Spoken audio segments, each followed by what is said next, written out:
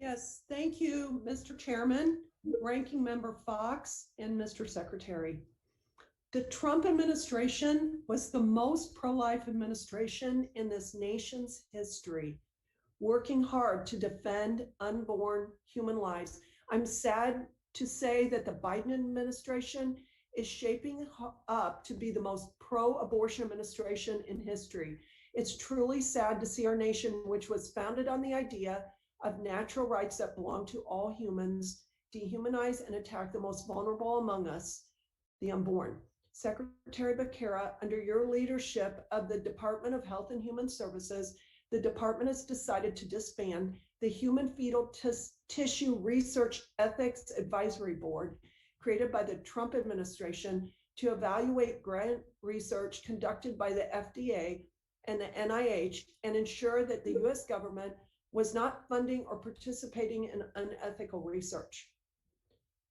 Fetal tissue may sound like an abstract term, but there's nothing abstract when researchers are ordering skulls, bones, hearts, eyes, and livers from the bodies of unborn babies who were too vulnerable to defend themselves. Human beings have an inherent dignity and should never be used as a means to an end.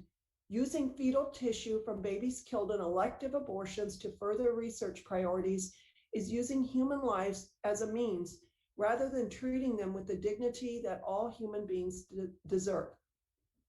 So my question is, why did you decide to disband the Human Fetal Tissue Research Ethics Advisory Board?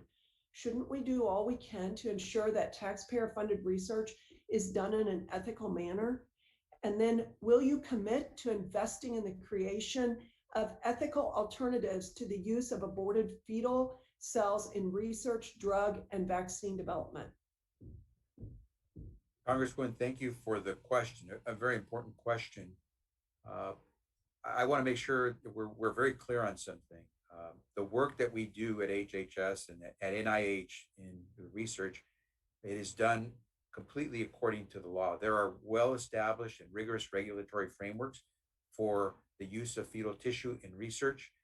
Any research funded by the NIH using fetal tissue goes through all the appropriate guidelines and oversight. There is no doubt that we have had some scientific breakthroughs and life-saving treatments that have become available to Americans as a result of the work that's been done according to the law. And the legal and ethical oversight that's been in place for decades, by the way, not just recent, but for decades, and has been supported by Democratic and Republican administrations, has allowed us to move forward. Because at the end of the day, this is a president and this is an administration that is pro-care and making sure that we got our families the care that they deserve. So do you commit to rigorously enforcing a prohibition against the sale of aborted fetal baby parts for profit? I can absolutely commit that we will make sure that we follow the rigorous regulatory frameworks for the use of fetal tissue research. To enforce the prohibition against the sale of aborted fetal baby parts, skulls, bones, hearts, eyes, and livers from the bodies of unborn babies? Congressman, I think I'm being as clear as I can be. We're going to make sure that we not only abide by the law, but enforce the law when it comes to fetal tissue research. It's also come to my attention that your department will be resuming intramural research using aborted fetal tissue. President Trump suspended the use of fetal tissue from elected abortions for NIH conducted research to protect the sanctity of human life. Can you justify this decision to the committee, please? The previous administration did a lot of things that we're not going to do. What I will tell you is that what we will do is make sure that as we move forward, whether it's on research or any other items that are under the HHS agenda, we will do them according to the law and in a transparent, accountable fashion.